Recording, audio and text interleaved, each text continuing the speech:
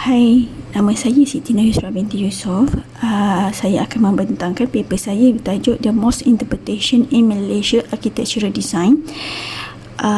Dalam konteks abstrak, seperti kita lihat, masjid di Malaysia mempunyai reka bentuk dan penampilan yang baik, mempunyai simbol kuasa, kemegahan, dan kadang-kadang dia kelihatan sangat dominan berbanding dengan kawasan sekitarnya. Mungkin ia untuk menunjukkan kemajuan sesuatu daerah, negeri ataupun negara itu. Apabila reka bentuk yang sedemikian, dia akan meningkatkan lagi penggunaan kos daripada segi bahan binaan dan sistematikal yang digunakan untuk bangunan. Kajian ke atas masjid komunal di Malaysia dilihat sebagai tumpuan kepada fungsi sebenar masjid yang dituntut dalam Islam. Reka bentuk yang terdahulu akan menjadi rujukan yang penting daripada aspek fungsi dan keharmonian dalam menguasai reka bentuk masjid. Fungsi dan kepentingan elemen dalam reka bentuk akan memberi impak kepada generasi baru di dunia moden ini.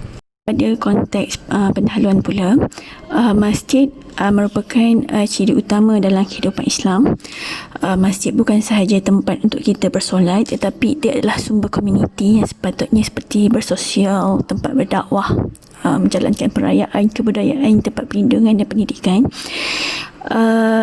Paper ini juga dia ada menerangkan secara ringkas bagaimana peranan tafsiran masjid daripada perspektif reka bentuk seni bina Malaysia dalam masa yang sama membandingkan fungsi masjid sebagai kompleks pembangunan komuniti. Kajian permasalahan bagi masjid juga daripada segi seni bina, bagaimana function ataupun fungsi masjid itu tersendiri. Melalui metodologi,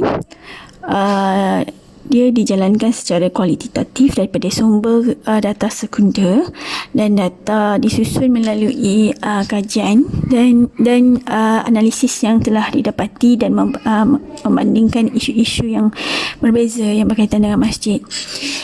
Peranan masjid pada zaman Nabi Muhammad SAW melalui pernyataan Uthman bin Affan bahawasanya pada zaman Nabi masjid dijadikan sebagai ibu pejabat negeri.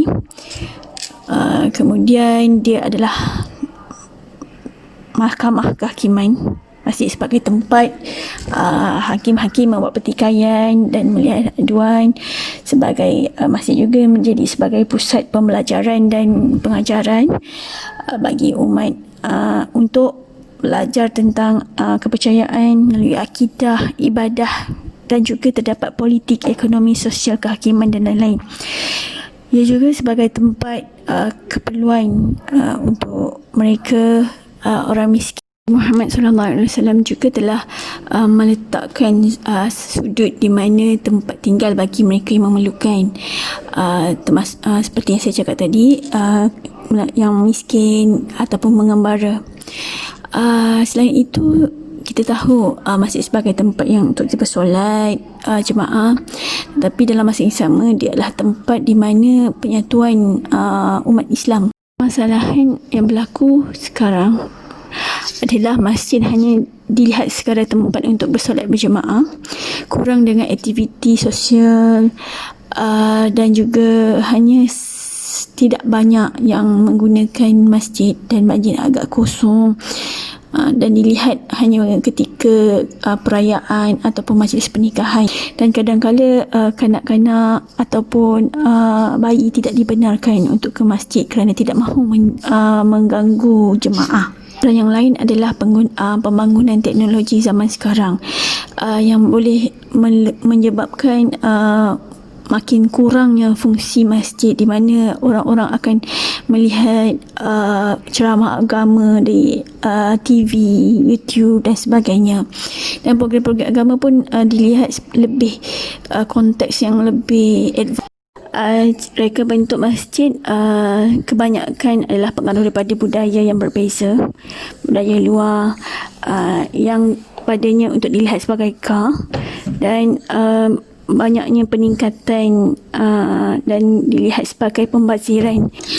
Rakyat Malaysia kurang kesedaran, terutamanya golongan belia yang kurang berminat untuk melawat masjid, dan dia adalah dan bagaimana cara untuk kita memberi ataupun kita menarik mereka untuk hadir ke masjid dan merealisasikan peranan masjid yang sebenar.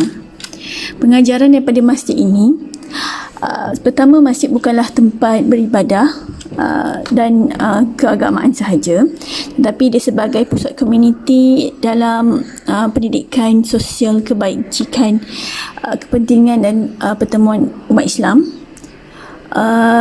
Dia juga daripada segi faktor seni bina, kita boleh menggunakan mengambil kira aspek iklim, bahan binaan tempatan, ketunggangan sedia ada, dan bagaimana kita nak meletakkan subbudaya kita sendiri dan tidak menggunakan pengaruh daripada luar. Dan rakyat yang kurang kesedaran, bagaimana kita nak menarik minat mereka dan bagaimana untuk mewujudkan lagi kewujudan mereka di masjid, dan kalau boleh dia biarlah friendly masjid. Rumusan yang dapat dilihat adalah satu pendekatan baru daripada sebuah masjid kepada generasi baru melalui semangat dan idea Islam, melalui tafsiran Nabi Muhammad SAW. Bagaimana kita nak menjadikan masjid itu sebagai pusat pentadbiran, mengembalikan kegemerlangan masjid tersebut sebagai pusat pentadbiran yang memberi keputusan, kepentingan dan berpengaruh. Juga perlulah sentiasa memakmurkan masjid mengikut kemampuan dan keupayaan kita. Sekian, terima kasih.